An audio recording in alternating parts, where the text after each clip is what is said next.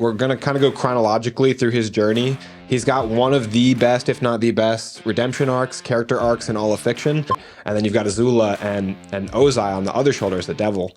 A lot of movies and shows would use one of the many things that they use for Zuko's character arc to have him reach his ultimate destination. But instead, Avatar uses all of them, and that's what makes it so good. Let's talk about the Zuko-Azula fight, the end battle there, because that kind of, to me, completes the whole character arc, the character journey. Welcome to Backseat Directing, where we talk about movies, TV shows, comics, and more. We're your hosts, Andrew and Aaron. And we put out new episodes every Monday and Thursday. And on this episode, we're discussing Zuko from Avatar: The Last Airbender. 3, 2, 1. Find the Avatar!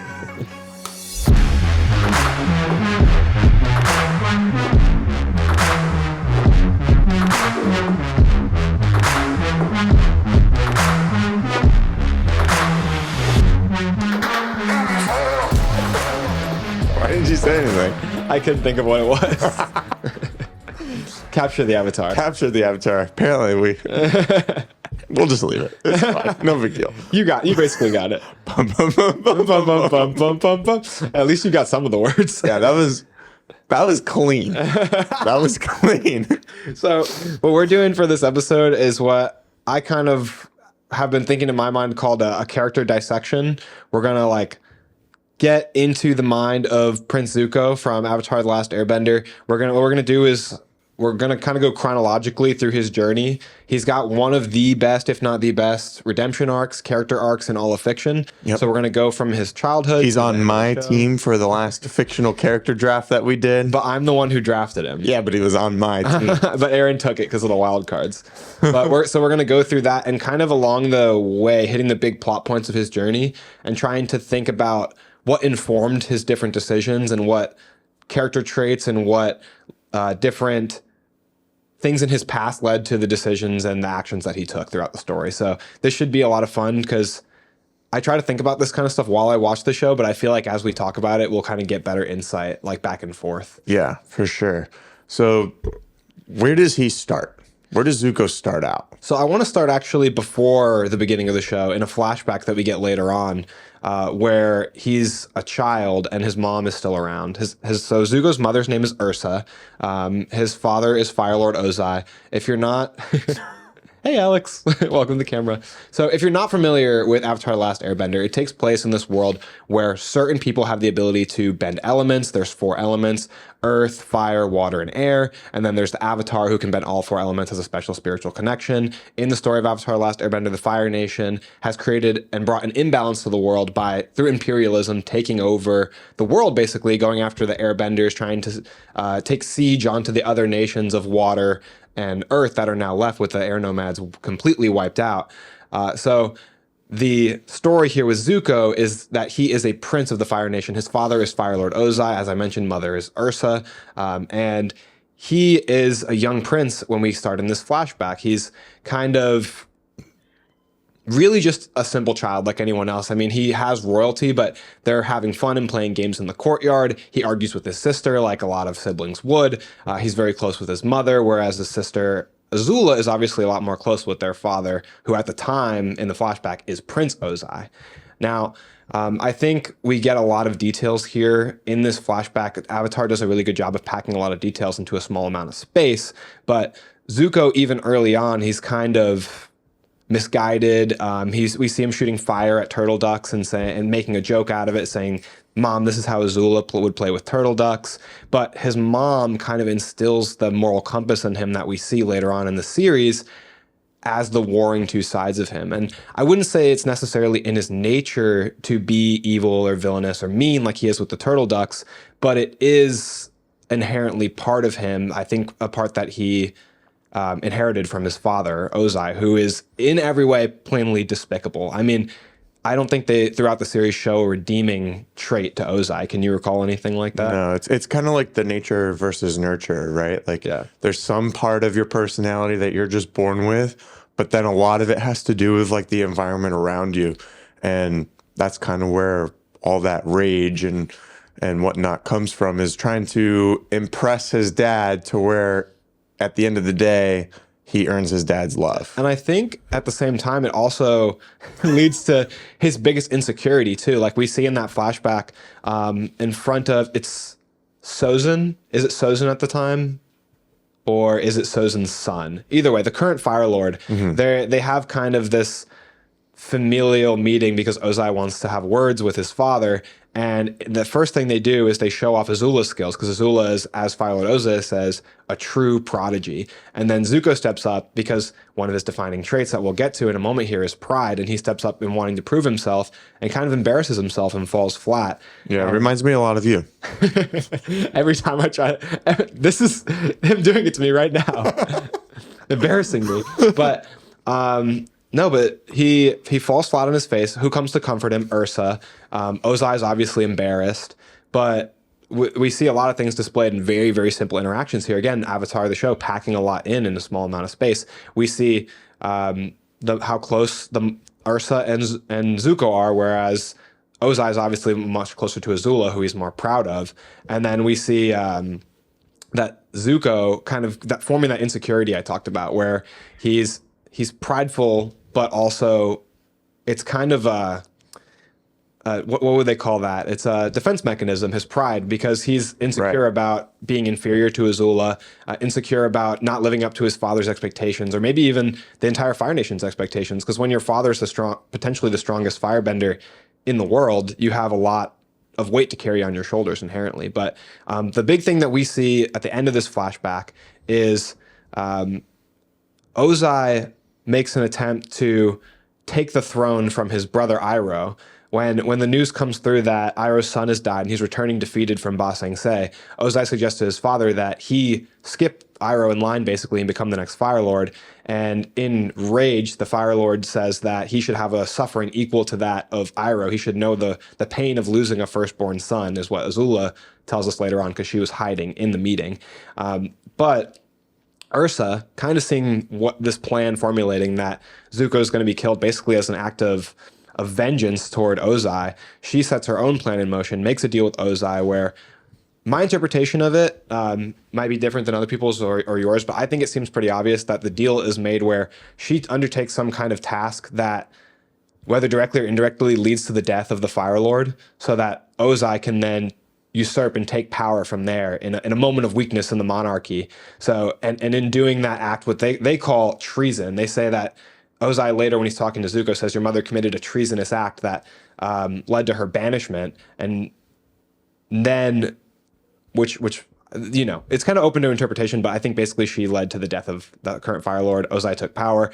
She got banished. She's gone. She's still alive out there somewhere in the world, and her sacrifice there, the last thing she says to Zuko is a line something like, no matter how much you change, never forget who you are. So she recognizes the inherent good in him, and she wants him to hold on to that. And she knows with her gone, he's definitely going to be pulled in different directions, potentially led astray. And she's begging him to stay true to himself. So I think those words we see in that flashback are something that hang in Zuko's mind over time as we go on throughout the show, because the theme that we're going to talk about through this redemption arc as we really get into it is Zuko's basically internal war. He's being pulled in two different directions from within, and he's being pulled in two different directions externally from environmental forces. He basically has like an angel and devil on his shoulder throughout the entire series. And the mother is like one of those angels on his shoulder. You've got Ursa and Ursa and Iroh on one side as the angels on his shoulder, and then you've got Azula and Ozai on the other shoulder as the devil. And her being gone clearly led him down this road where he ends up in the first episode of the show being a villain. But there's one more flashback that I want to talk about before we actually get to the beginning of Avatar, even still, because they do such a good job with the flashbacks of forming the character. I feel bad because I'm talking so much. No, Feel going. Free to interrupt me if you have like an interjection. But the other flashback, hugely important. So this, along with the Zuko Alone episode, I think are kind of two of the biggest landmarks in the development of this character arc. So the flashback where Zuko gets his scar, and this is something he wears on his face in front of everybody throughout the entirety of the show, a huge part of his character. He gets the scar because he wants to join in on the war room. He wants to become an informed prince and make his father proud, and he wants to he wants to join in on what's going to be his responsibility someday. Throughout the series, you'll hear him continuously say, "My throne." I'm going to be Fire Lord. It's something he sees in his mind as a fact. So he wants to prepare himself, but they tell him he can't join in the war room. The guards refuse to let him enter. So what actually, ironically, starts his journey down this downward spiral is Uncle Iroh, his biggest defender, his de facto father throughout the series, the only person who truly loves him when all the chips are down. He's the one who tells him, yes, I'm going to bring you into the war room, but you have to stay quiet. And I think that's incredibly ironic because Iroh wants more than anything for him to find his own destiny and not take his father's destiny. But he's the one, because he lost his son and because he sees a pseudo son in Zuko, he's the one who's kind of like, okay, like I'll let you come into this. I want to do something nice for you. I can tell this will make you happy. He brings him in. Zuko ultimately speaks out in the Fire Lord's war room. Again, we're seeing Zuko's moral compass come to light because the generals are talking about a plan where they're going to basically use a group of new recruits, a new recruit of Fire Nation soldiers, and they're going to use them as a distraction and basically let them be wiped out so that they can mount an attack from the rear and win easily. He says there's nothing better to use as a distraction than fresh meat. And Zuko, horrified by this, says that those people are soldiers that want to help the Fire Nation. They're proud Fire Nation soldiers. We can't do this. This is immoral. This is terrible, is what he's trying to speak up and say. And the Fire Lord becomes enraged. Ozai is basically, so he sentences him to Agni Kai, which is a Fire Nation tradition, which is basically like a duel. A duel, yeah. The duel of fates. But again, we see a lot packed into a small scene. So I want to go over what I think at this point are three of the biggest traits of Zuko. I wrote them down as pride to the point of self-destruction, determination to the point of ignorance, and loyalty to the point of blindness. And I think that because of these traits, they're negative traits that later on in the series we'll see them he'll flip them on their head and turn them into positives. But at the beginning of the series, they're negative traits. And he's in this flashback, he identifies with those soldiers. They have pride as Fire Nation soldiers. They're loyal to the Fire Nation. He wants to defend them because he sees himself in them, and because the good part of him doesn't understand sacrificing good people. His loyalty to the Fire Nation is to protect the Fire Nation's people. That's how he sees it as a monarch. Whereas Ozai, as a monarch, only sees the glorification of himself. He sees the glorification. Winning. Yeah, exactly. Conquering. He sees the glorification of the Fire Nation, but as a means of bolstering himself. That's why he invents a new title at the end of the series just to glorify himself even further. Yeah. The Phoenix King. Like, he is entirely a selfish character, whereas Zuko sees the point of learning to become Fire Lord is to serve the nation, to serve the people. And eventually, even better, he'll learn to see it as serving the world throughout the series. This is how far he comes to develop. He goes from trying to serve the nation, and then he gets outcast through this Agni Kai, and goes to serve himself through capturing the Avatar, and then through help of Aang and Uncle Iroh and the series of events, learns to want to serve the world and peace and balance by the end of the series, which is such a great arc. Yeah. But ultimately, they do the Agni Kai. He ends up not fighting the general, but fighting his father, the Fire Lord himself. His father, as he says, teaches him a permanent lesson on his face, scars him on his face with the memory of, his greatest failure, with the memory of his father abusing him, fighting him, and he has to remember that every day when he looks in the mirror. Other people have to remember that when they look at him, that he's that not only luckily it doesn't seem like there's a lot of mirrors. Yeah, in their world. But not only is it a memory of, his failure as a prince and his scarred, burned damaged relationship with his father, but it's a mark of his exile and his banishment, of not being able to return home. So all of this wrapped up into something that that is actually permanently marked into his skin. And all this before we even get to the first episode. Now, the first episode of the series starts with him searching for the Avatar. He's basically, how would you describe him? Yeah, he's blinded by this sole goal of clearing his name in the eyes of his father and the Fire Nation. Like, he wants to be accepted again.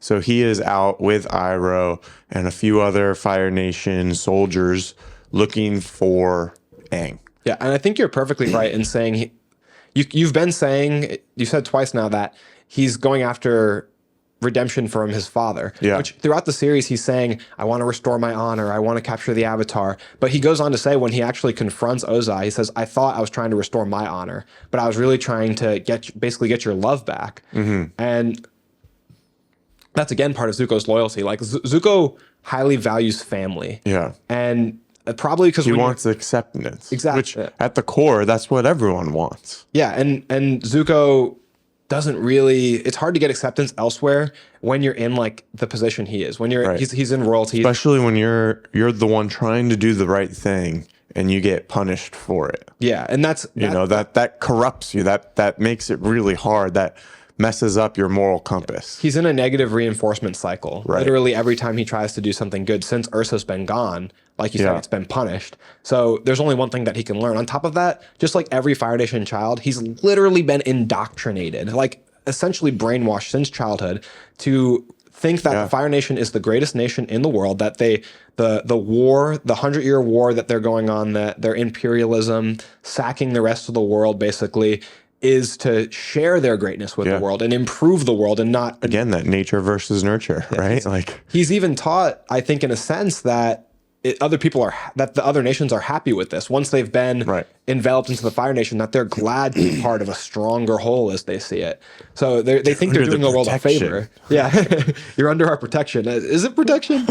But that confrontation with Ozai is a really good scene where I'm skipping it. I'll talk about it later, but he really understands the world better at that point, and that allows him to help the world. You can't really help something you don't understand. Right.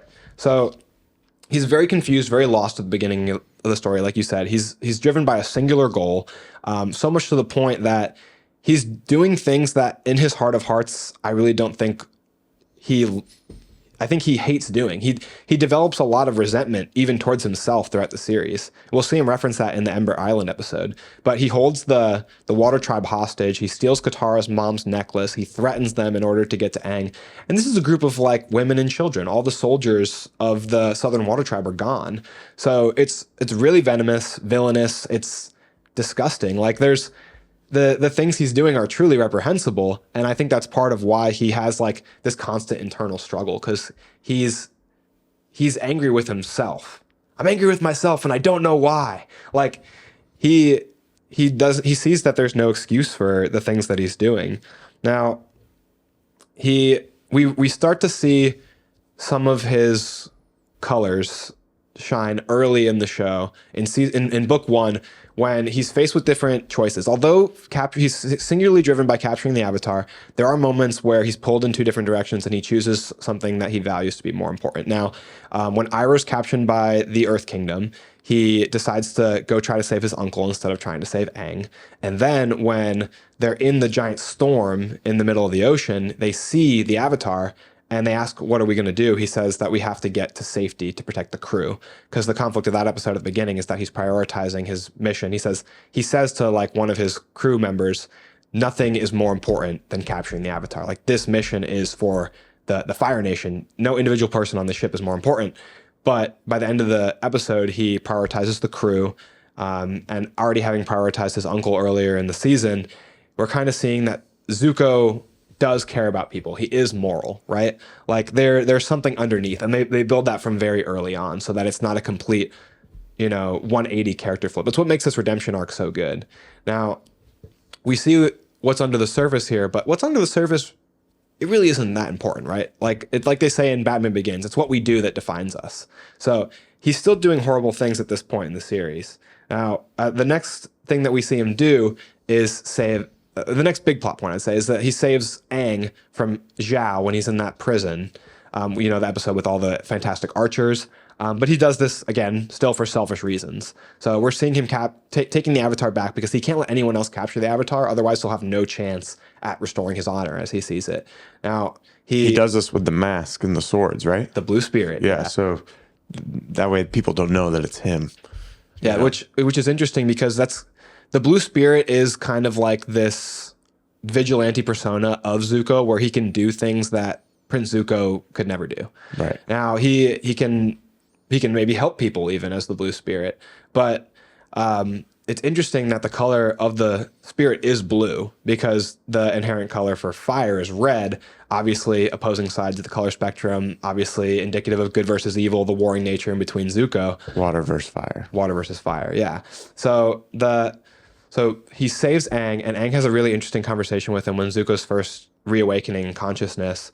Let me explain this better. He saves Aang from imprisonment, but then Zuko's wounded by one of the archers hitting him, I think in the face with an arrow, but he's wearing the blue spirit mask. Zuko falls to the ground, and Aang's able to see the scar, recognize that it's Zuko.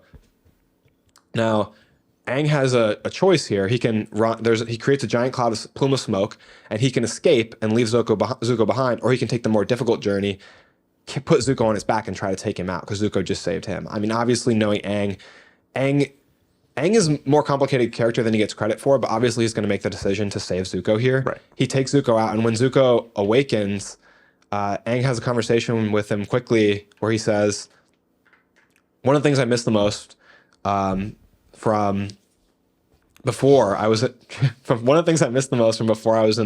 trapped in the iceberg was all the friends I used to have. I used to have a friend who I was really close with named Kuzan, and he was in the Fire Nation just like you. Do you think if it was 100 years ago, you and me could be friends just like we were?"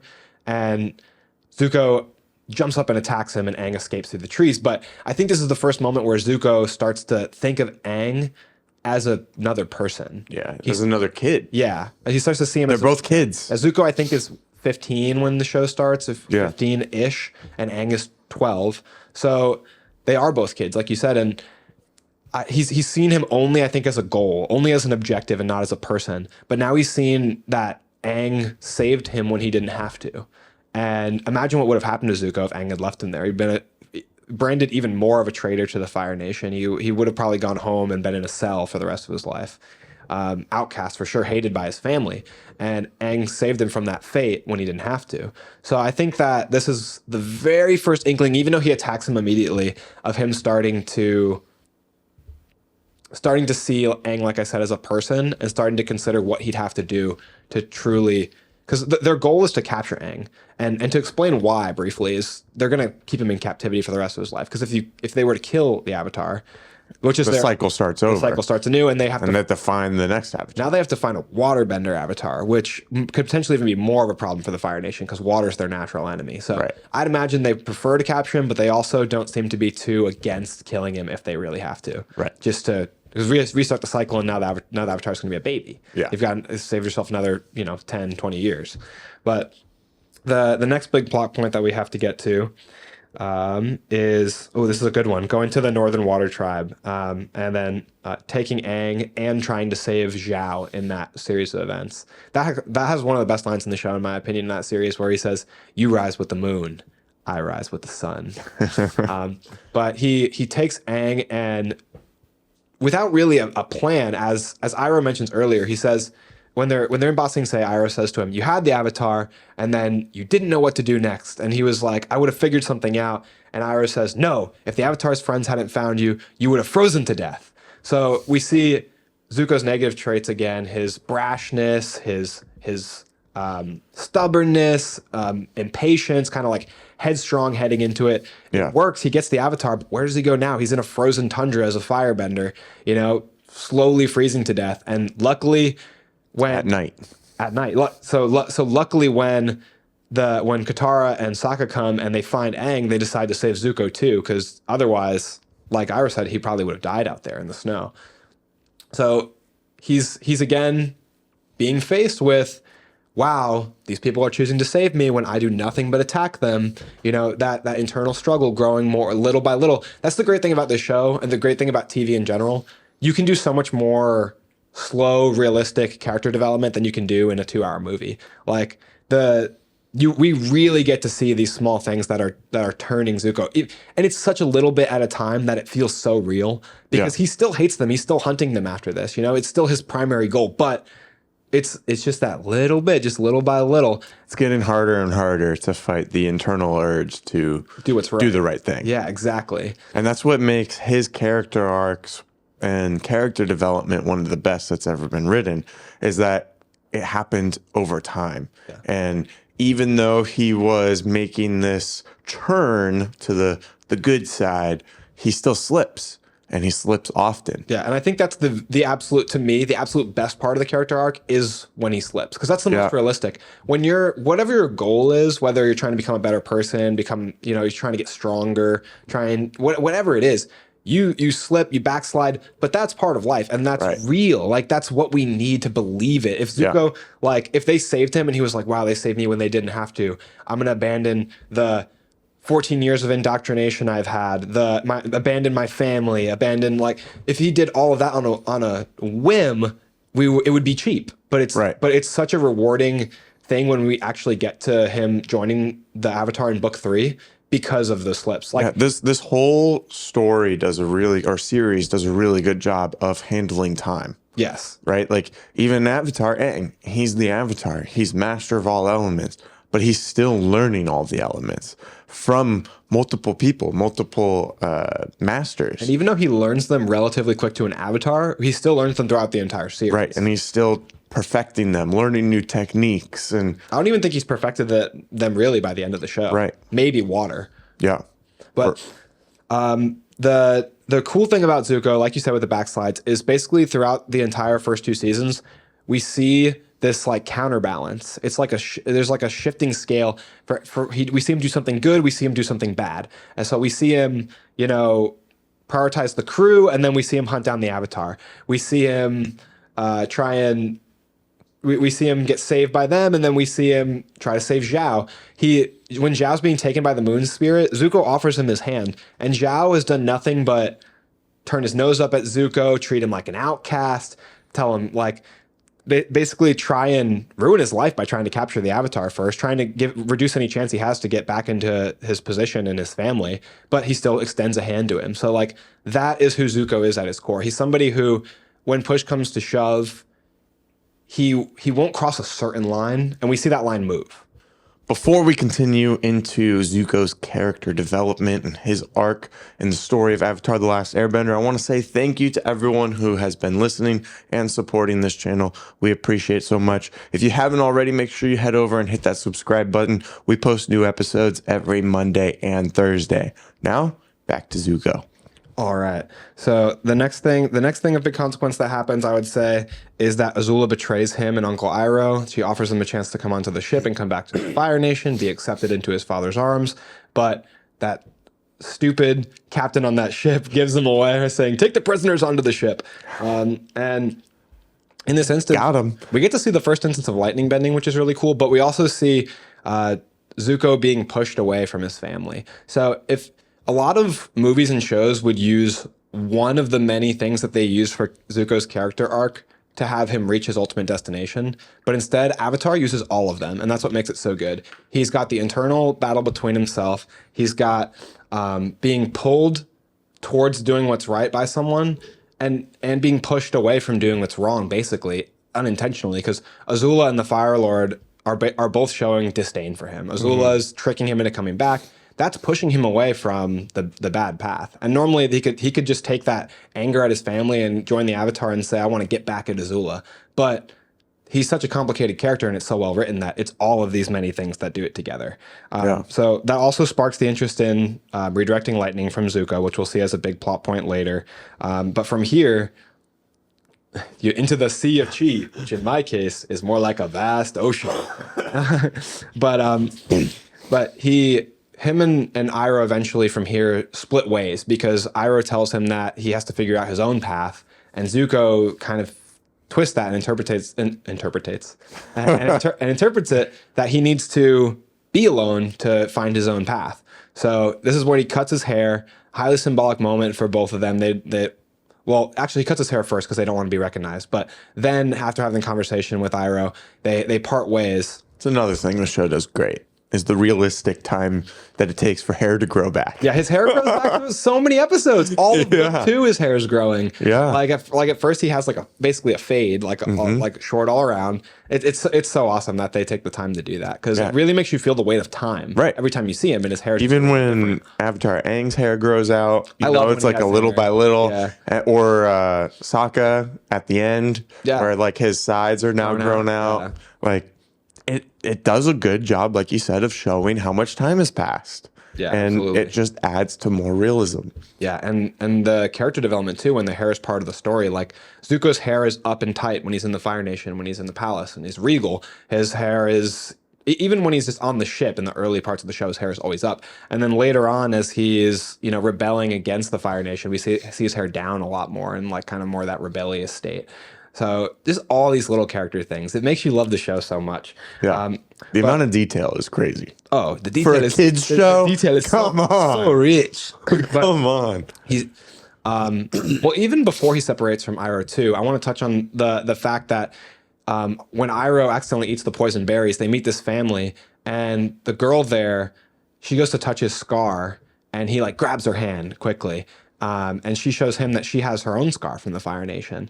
So I think a big thing about Zuko's travels is, one, him getting an understanding culturally of the different nations. He gets to see what other people are going through at the hands of the Fire Nation, and see the struggles that the common world deals with that he hasn't maybe understood from a position of royalty. Yeah, and then he sees the impact of the Fire Nation on those other nations. Yeah, he sees what people truly think about them, which turns his perspective a lot. And also, people tend to identify with Zuko just because of his scar. People who don't know who he is, people from the Earth Kingdom especially, it's shown as they see that scar, not knowing he's Prince Zuko. Wow, they've hurt you too. Yeah, and that's him connecting with the rest of the world in a way that he honestly doesn't connect with his own family. So like Jet and this girl who's, I wish I could remember her name, but Jet and the girl who was also burned by the Fire Nation, and even in the Zuko Alone episode when he meets Lee, all of them are kind of like, my family's been hurt by the Fire Nation, or I've been personally hurt by the Fire Nation, and they've hurt you too. That's a bond we inherently share. Yeah.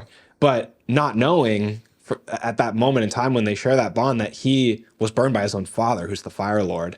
And that kind of helps further that divide and that war in Zuko, is that he kind of has this allegiance with strangers almost, in a sense, because of shared pain, which is very, very, a valuable connection when you, even with a stranger.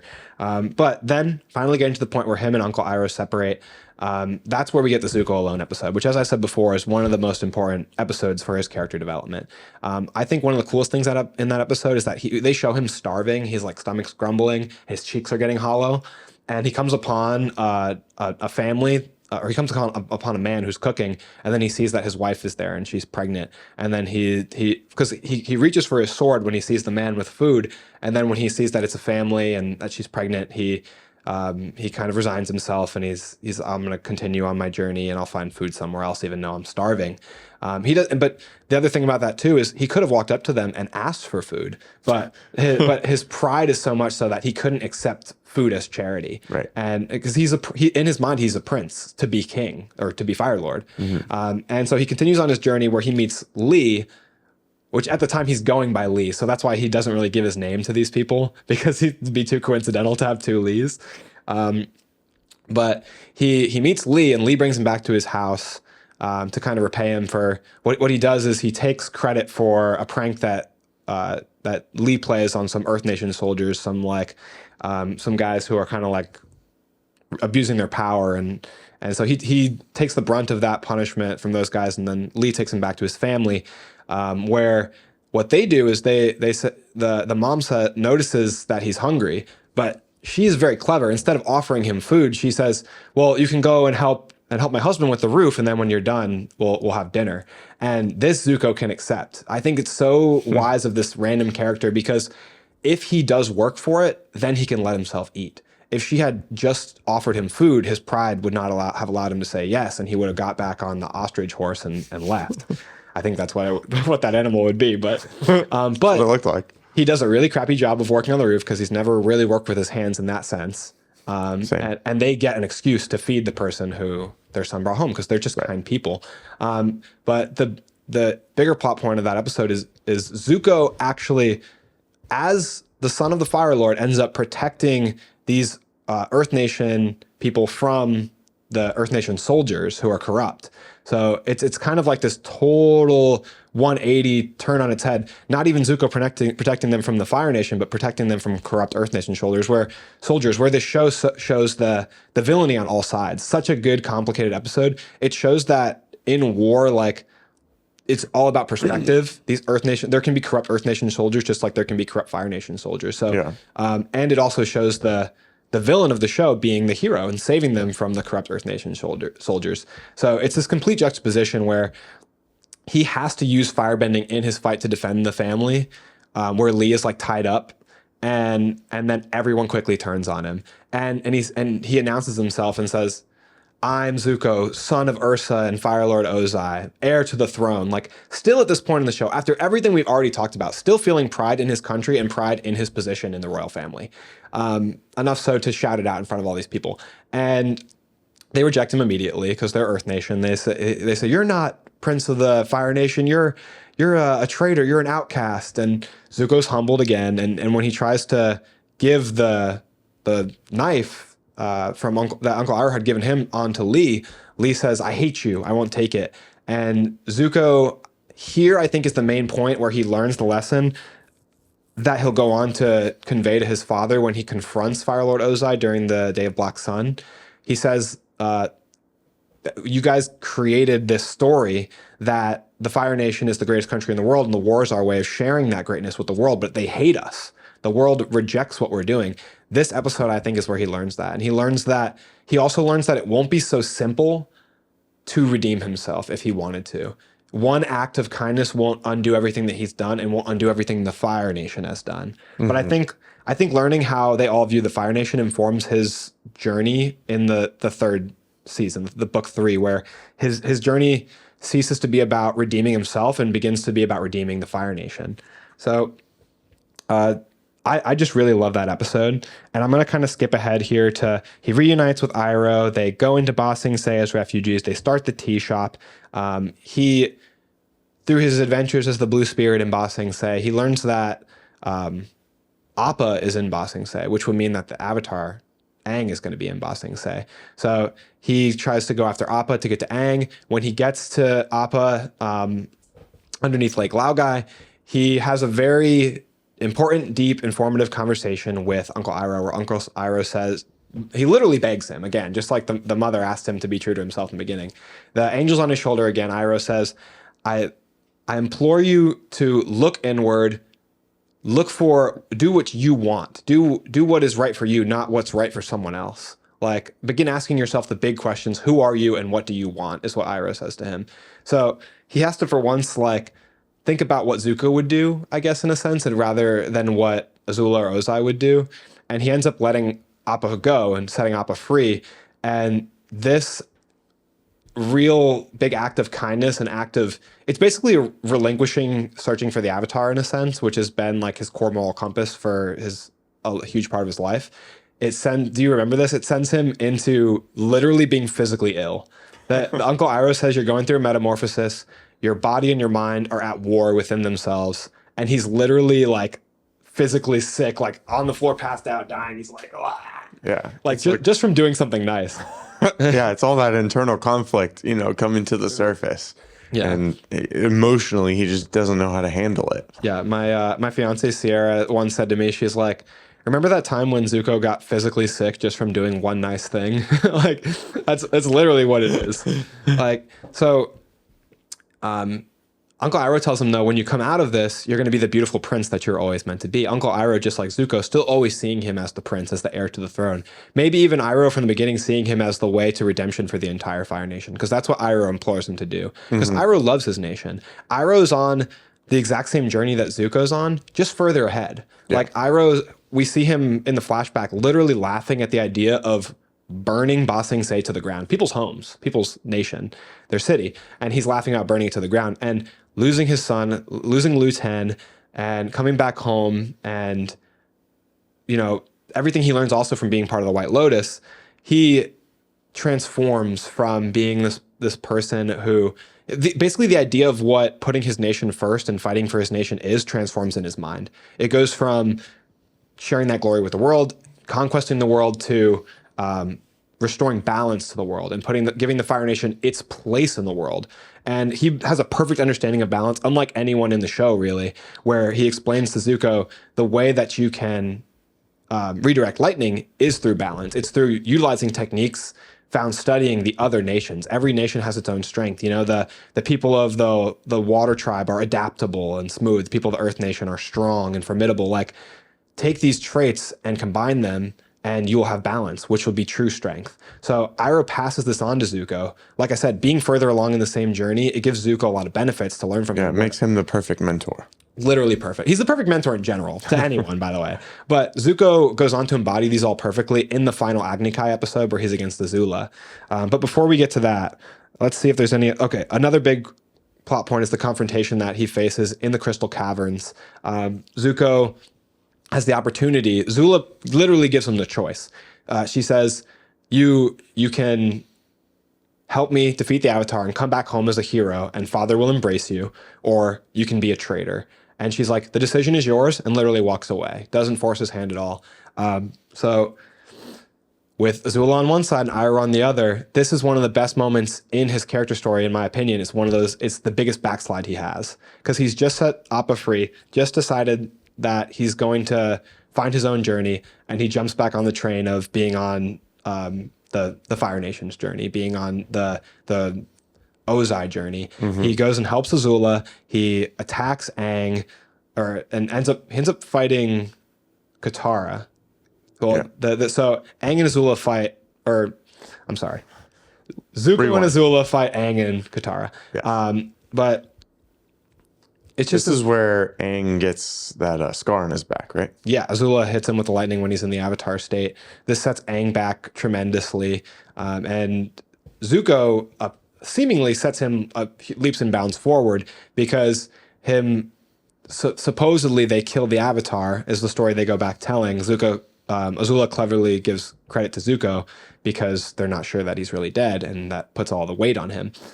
So he comes back a hero to the Fire Nation, embraced by his dad, seemingly getting everything he wants. He's allowed into the war room to be part of the conversations. He sits at the head of the table next to his dad. But like he says in the Ember Island episode, he's more angry than ever, and he doesn't know why. And they're like, angry at who? Angry at me? Angry at dad? And this is where he has the great eruption. One of my favorite lines in the series is, "I'm angry at myself." Zuko is struggling with, I think, issues, honestly, of self-hatred, like self-loathing. Like he's betrayed not only what he knows to be right, but the one person who stood by him and taught him, and the one person who was there when no one else was, which is Uncle Iroh. And I think I think betraying Uncle Iroh was what made him realize that he wasn't doing what his mother asked him to do.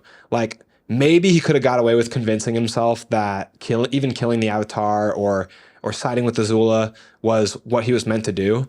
But he has to know that this can't be his true destiny when it involves betraying the only person who's been there for him. Yeah, sometimes when you've been working for something for so long and then you finally get there, it's almost underwhelming to the point where it can kind of put you in like this depression, because that journey that you've been on for him for 12, 13, 15 years, it's over. Yeah. You made it, you got it, but now what? But that's what's impactful about this. What was the cost to get there for him? That's what is impactful about him being introspective and turning back and saying, "I'm angry at myself," is that he has those feelings when he's given everything that he seemingly wanted, right? Like, he's at the top of the world now. He's Prince of the Fire Nation, but he's being introspective in that moment, in the moment where it's easiest not to be. And I think that's what makes him such a good character, is he's clearly racked with guilt because he's internally a good person, but his actions aren't reflecting that. So he's going to the prison to visit his uncle, taking out his anger on him. "You could have been here with me. Like, you made this decision. You're groveling in the dirt now." But he's projecting his own insecurity with himself onto his uncle. Yeah. And he really wants to be there with his uncle, but he knows that because he made the wrong decision, they're on different paths now. Meanwhile, Iroh's putting in the work. getting built. Dude. Jack. That guy. Yeah, Iroh gets huge. The prison sequence is one of my favorite parts of the show. They're so, oh my gosh, it's amazing. When he takes off the robes and he's got the pillow falls down, he's just huge. Yep. But so that's Iroh's journey to becoming the world's buffest old man.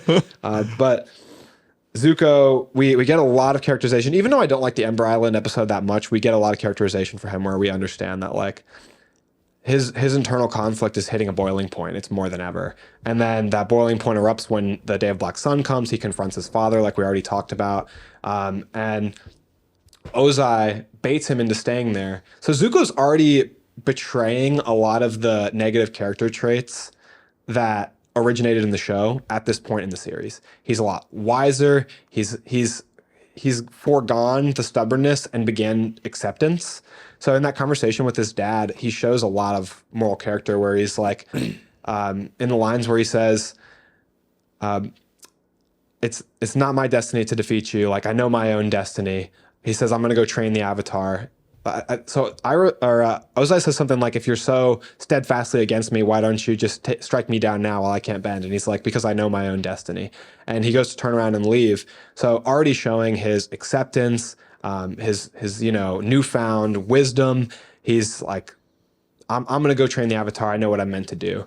Because just like Iroh says later, they would see it as an act of the monarchy, a brother defeating a brother or a son defeating a father, taking the throne. What he knows needs to happen is the symbol of peace for the world, the Avatar needs to overthrow the Fire Lord. Yeah, and his destiny is to stop Azula. Yeah. And at the same time, save Katara. Yeah. And also to train the Avatar on the way there to that eventual goal. So he goes to leave, and Ozai's baiting him to stay back. He's like, oh, why don't you stay here and fight me? Like if you were proud, if you were strong.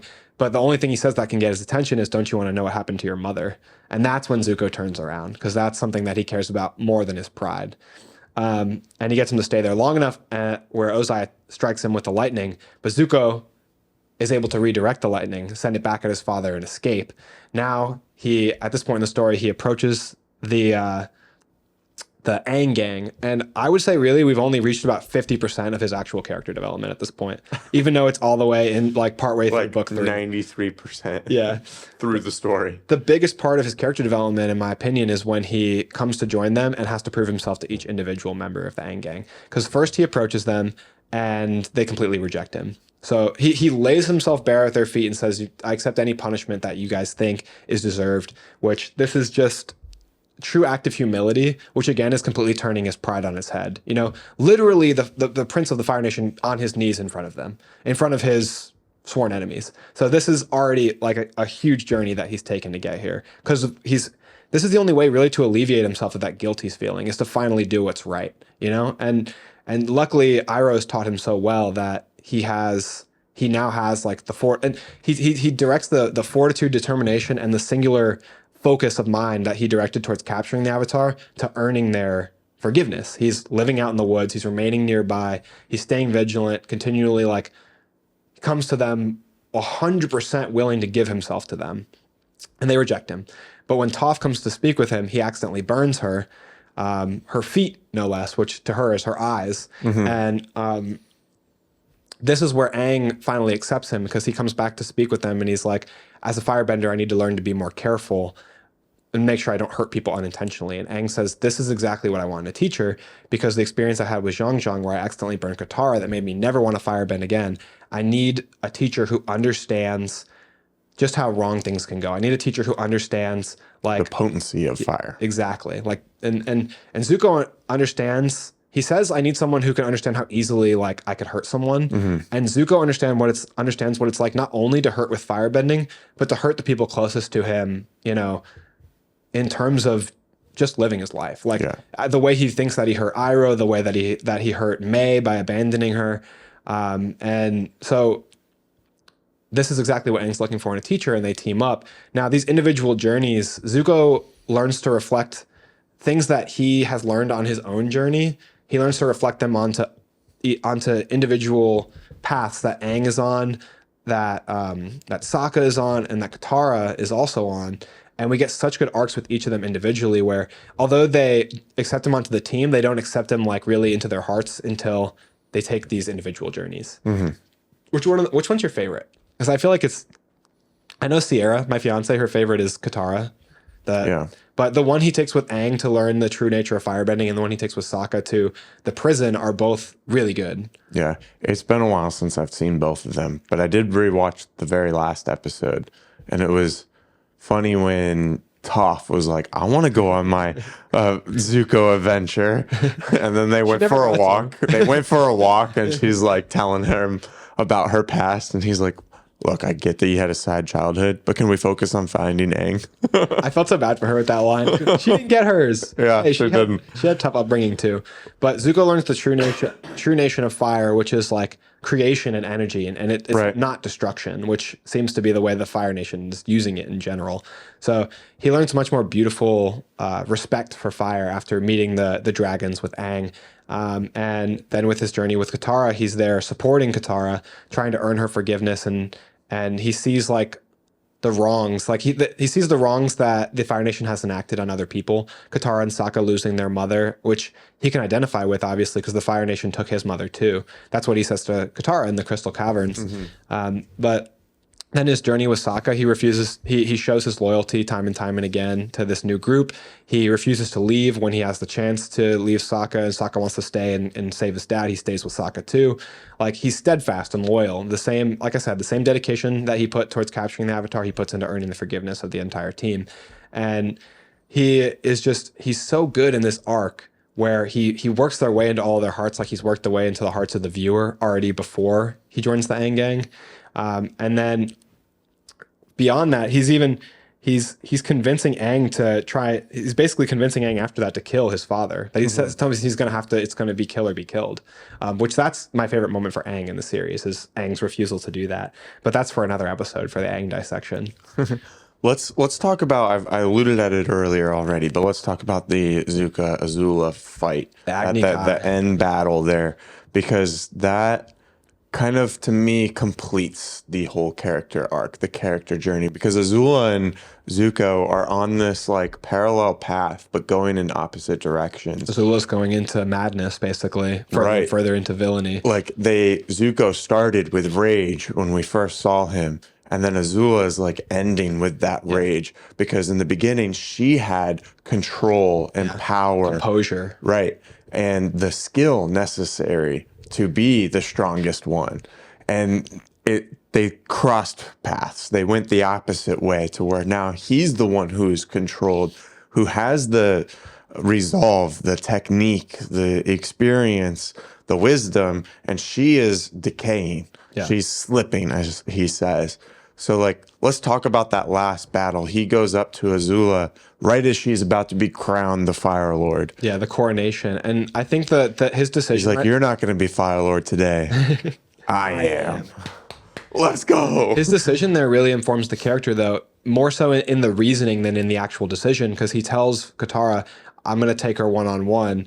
And she's like, it's bait. And he's like, no, trust me, I can do it. She's slipping. But he says a key thing after that, which is, and if I do it this way, no one else has to get hurt. And that's really key, because Zuko at the beginning of the show would have said, I have to fight her one-on-one for my honor. Right. But by the end of the show... he didn't care about anyone else. Exactly. And by the end of the show, it's only about everyone else. It goes from only caring about himself to prioritizing others above himself. And I have to do this. This is my journey, my destiny, and I have to do it in a way where I'm the only one at risk. Of course, because Azula is Azula, she draws Katara into the fight, and Katara has to fight, which that's Zuko's sacrificial moment. Like I said, any one thing they would have done, like Zuko trying to help her with the mother, or Zuko apologizing, or Zuko at the end sacrificing himself by jumping in front of the lightning and redirecting it to save Katara.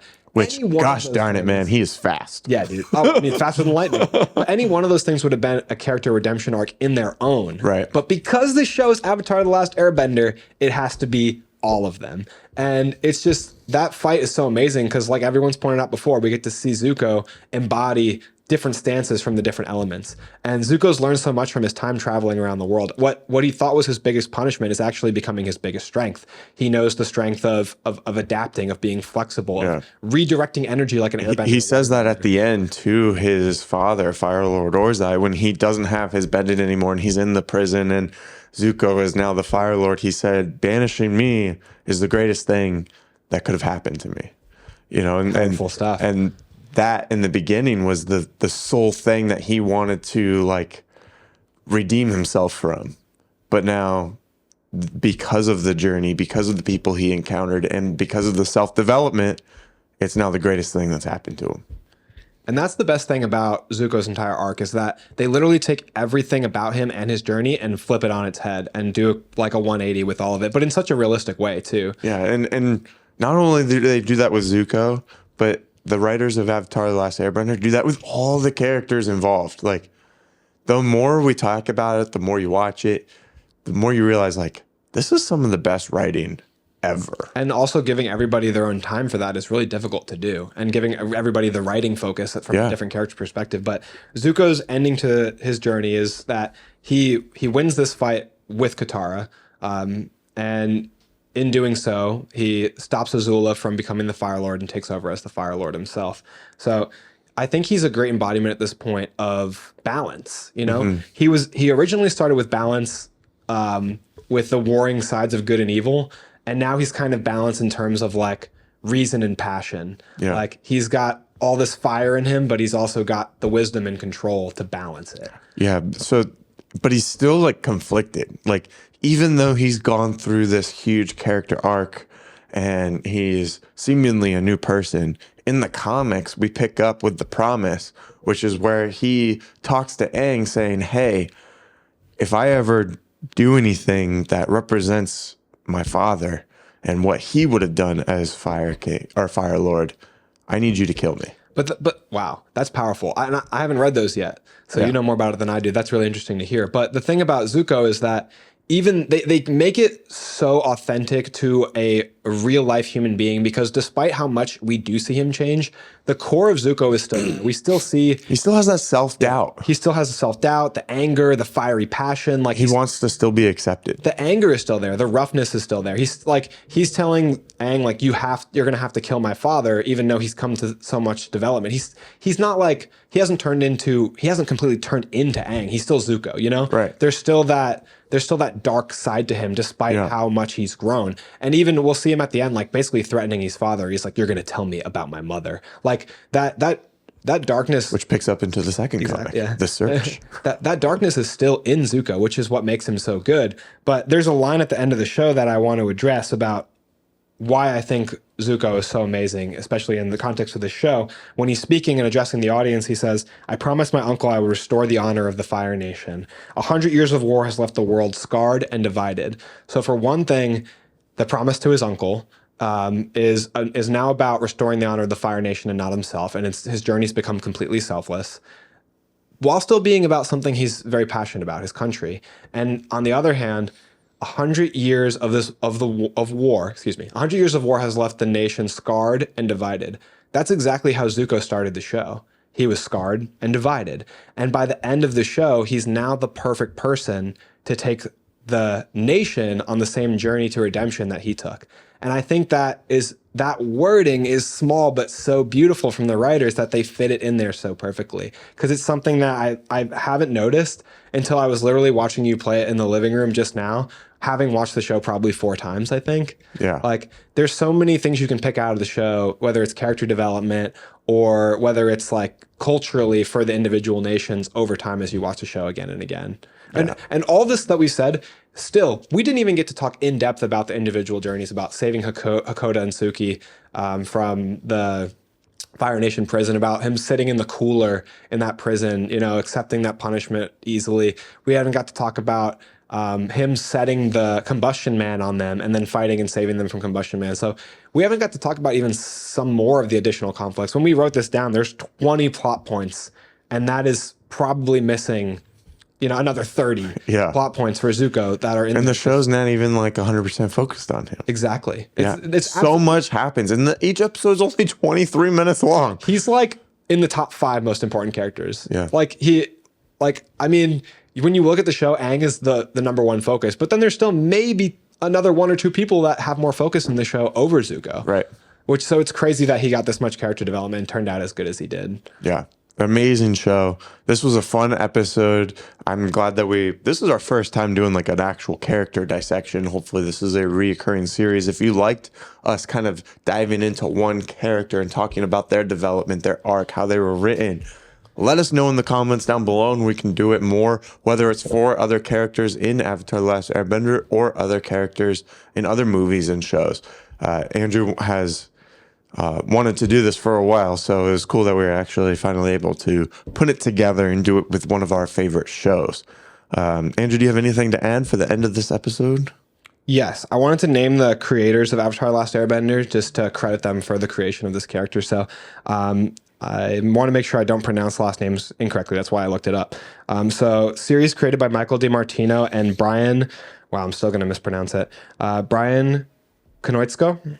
I'm sorry, but I'm sorry in advance. But that's the creators for Avatar: The Last Airbender, and I just wanted to credit them for making some of the best characters and one of the best shows of all time. Yes, thank you everyone for listening to this whole episode. If you made it this far, we really appreciate it. Leave us a comment down below of what you thought of the episode, what you think of Zuko, and maybe other characters that you think have had equal to or greater character arcs as Zuko. We post new episodes every Monday and Thursday on YouTube, Spotify, Apple Podcasts, everywhere else you get your podcasts. So make sure you check us out there. We're on social media every single day posting clips, so you can interact with us there as well. Thank you so much for watching, and that's a wrap.